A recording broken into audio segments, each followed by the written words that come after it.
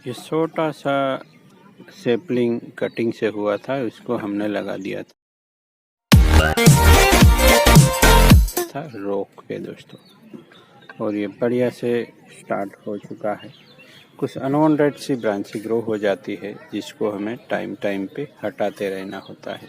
चलिए, इसको रिपोर्ट करना है तो मेरे ख्याल से डिफोलिएशन करना बहुत ज़रूरी है। जैसा मैंने ऑब्जर्व किया, अभी एक प्लांट किया था उसको मैंने डिफोलिएशन नहीं किया तो वो सब डिहाइड्रेट होने लगा, और रूट ट्रिमिंग भी ज़्यादा कर देते हैं तो थोड़ी दिक्कत आ जाती है। तो आपको डोम वगैरह में रखते हैं तो अच्छा होगा। तो चलिए उसको पहले मैं कर देता हूँ डिफोलिएट। प्रेमना में दोस्तों बहुत सारी ब्रांचें आने लगती है जिसको टाइम टाइम पे अगर नहीं हटाया तो आप डिस्ट्रैक्ट हो सकते हैं प्रेमना के साथ। यानी ये इतना घना हो जाएगा कि आप कंफ्यूज हो जाएंगे दोस्तों। ये देखिए, पूरी अनवांटेड ब्रांच जो ब्रांच थी उसके नज़दीक से निकल आई है। तो इस तरह की ब्रांचें हमें ढूंढ ढूंढ के निकलना होगा, नहीं तो आप पूरी तरीके से डिस्ट्रैक्ट हो जाएंगे, यानी बन ही नहीं पाएगा और ये आपको कहीं और ले जाएगा उसका शेप। इसलिए बहुत ही सावधानी रखनी है। नई नई ब्रांच ग्रो होती ही रहती है, तो जैसे ही नई कोई ब्रांच दिखे एक्स्ट्रा उसे पिंच कर दे, और अच्छी ब्रांच लगे, एक बार हमने किया है, वायरिंग भी कर दे। बहुत ही सारी अनवांटेड ब्रांचें निकलती रहती है, हम ट्रिमिंग ही कर देते हैं। यहाँ एक अनवांटेड की निकली है, बट जो अच्छी थी वो चली गई है तो उसको रखेंगे हम। देखिए, यहाँ भी एक अनवांटेड ब्रांच, जहाँ ब्रांच है वहीं से ब्रांच ग्रो करना स्टार्ट कर देती है, जो कि हमें बिल्कुल भी काम की नहीं होती। ब्रांच के दोनों ओर से भी कभी कभी ग्रो हो जाती है, ये हमें काम की है, उसको हम प्लेस करेंगे।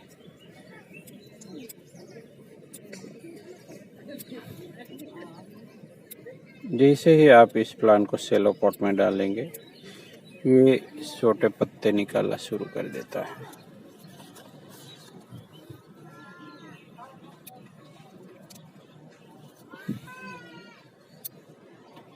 और अगर आपको लगता है कि ये बहुत ही ज़्यादा हुजूम हो गया है तो आप उसको कॉम्पैक्ट लुक भी दे सकते हैं, यानी रिड्यूस कर दीजिए प्लांट को। इससे एक फ़ायदा ये भी होता है कि प्लांट का टेपरिंग भी बढ़ता है। यानी आप प्लांट को कट कर देंगे तो वहाँ से नई ब्रांच आएगी, तो ये थिकनेस है जो कि उसकी रहेगी। तो चलिए ऐसा कुछ करते हैं, आज नया कुछ करते हैं। चलिए तो ट्रिम करते हैं आज, क्योंकि यहाँ बहुत सारी ब्रांचें हो गई है, और रिवर्स टेपर के अनुपात में अगर ज़्यादा ब्रांचें बढ़ चुकी है तो चलिए उसको ठीक किया जाए, जो कि ज़्यादातर लोग करते हैं। तो चलिए आज हम उल्टा करते हैं।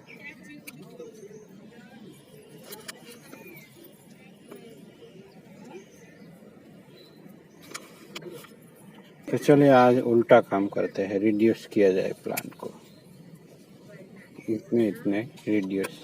और यहाँ जो नई ब्रांच आएगी वहाँ से हम इसको टेपर बनाएंगे, यानी टेपर में फर्क पड़ता है वो भी देख लेते हैं। ये मोटा है और एकदम से छोटा हो गया, और यहाँ से ब्रांच आएगी। इसी तरीके से भी हम कर सकते हैं, ये भी एक तरीका है। यानी ज़्यादातर लोग इसी ट्रेडिशनल वे को पसंद करते हैं।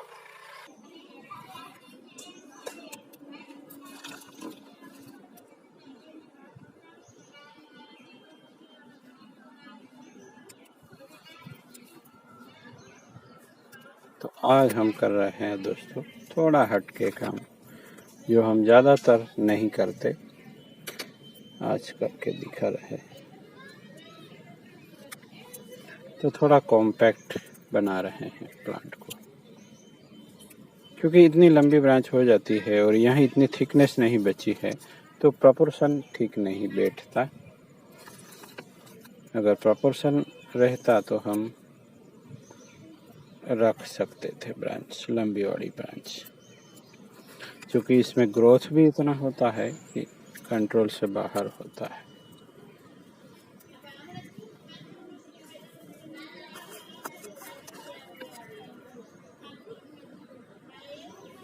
इसकी छोटी से छोटी ब्रांच भी प्रोपोगेट हो जाती है दोस्तों।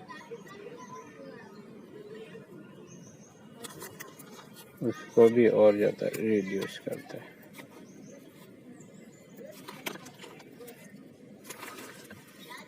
इतना ज़्यादा रिड्यूस करने के बाद भी अच्छा दिख रहा है।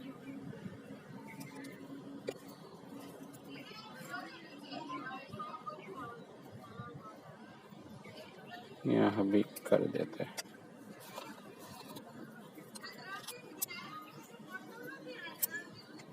जो इनिशियल मूवमेंट मिला है बहुत ही ज़बरदस्त है। अब उसको निकाल के हम, ज़्यादा डिस्टर्ब तो मैं नहीं करना चाहूँगा। तो चलिए आज तो इजी हो गया, तो देखते हैं उसका रूट सिस्टम। यहाँ रोक के बाद ही रूट सिस्टम डेवलप हुआ होगा।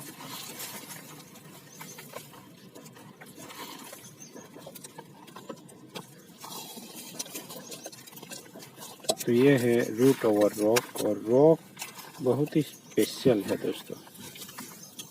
और ये प्लास्टिक भी हटा सकते हैं, ऐसा कुछ है नहीं, बट प्लांट को ज़्यादा छेड़ना नहीं जाता उसके रूट सिस्टम को, क्योंकि मैं पहले थोड़ा भुगत चुका हूँ। इसलिए जैसा निकालूंगा वैसे ही उसको रख देने वाला हूँ। फिर अगले साल देखेंगे उसको बढ़िया से मैच्योर होने के बाद। तो ज़्यादा रूट ट्रिमिंग नहीं करना चाहता मैं, क्योंकि ये बहुत सारे रूट निकालता है। ये देखिए नीचे तो गुच्छा बना रहता है। इस गुच्छे को हम निकाल सकते हैं, दूसरा कुछ नहीं निकालेंगे।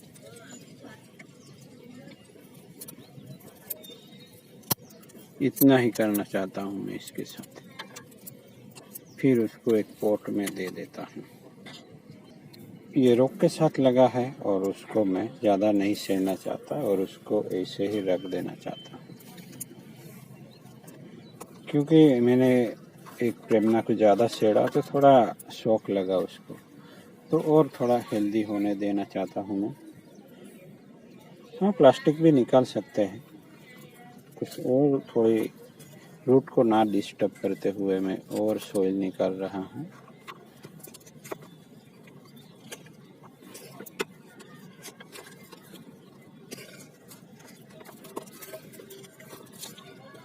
ये पुरानी सोइल में निकाल के नई सोइल दूंगा, बट उसके रूट सिस्टम को मैं ज़्यादा हानि नहीं पहुंचाना चाहता, जिससे प्लांट को ज़्यादा शौक ना लगे। वैसे यहाँ भी रूट्स जमे हैं तो मुझे नहीं लगता इतना ज़्यादा कुछ दिक्कत आएगी, बट एक बार भुगता है तो मैं ज़्यादा रिस्क नहीं लेना चाहता।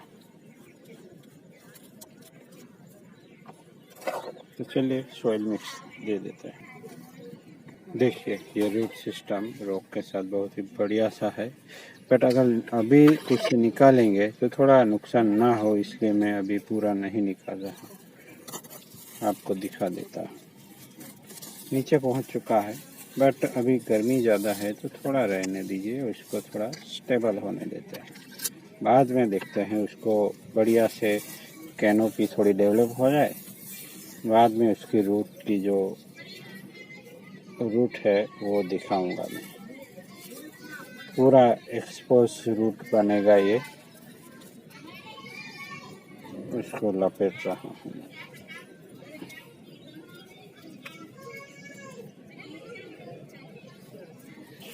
तो उसको ज़्यादा अच्छे से अटैच करना ज़रूरी है, उससे और ब्रांचें आएगी, बाद में देखेंगे कि उसके साथ। दोस्तों देखिए हमारा रूट ओवर रॉक प्लास्टिक अनब्रॉप कर लिया है। तो प्लास्टिक कब निकाले, तो जब प्लांट सेट हो जाए। सेट प्लांट था तो क्यों नहीं निकाला, तो उसको रिपोर्टिंग करके हमने सेट करना था। ये सेट हो गया, हमने निकाल दिया। देखिए रूट और स्टोन का टेक्सचर देखिए, अलग अलग टाइप के टेक्सचर है इसमें, बहुत ही अलग है, एक दूसरे से जुड़े हैं। मैंने जैसे निकाले थे वहीं से मैं जोड़ के लाया था इन स्टोन्स को। तो ये बहुत ही अलग प्रकार का स्टोन है, शायद आप लोगों ने नहीं देखा होगा। ये बैक साइड है, कहीं कहीं मैंने सीमेंट भी अप्लाई किया, बट फ्रंट से बहुत ही बेहतरीन उसका रॉक टेक्सचर देख सकते हैं आप, अलग अलग जुड़े हुए हैं एक साथ नेचुरली। इसे ही मैंने जोड़ के रखा है और प्लांट को रिड्यूस किया, यानी इसके रॉक के कंपेयर में बहुत बड़ा नहीं हो जाना चाहिए। तो देख सकते हैं दोस्तों। Thank you for watching. अगर कोई सवाल हो सुझाव तो बेझिझक पूछ सकते हैं।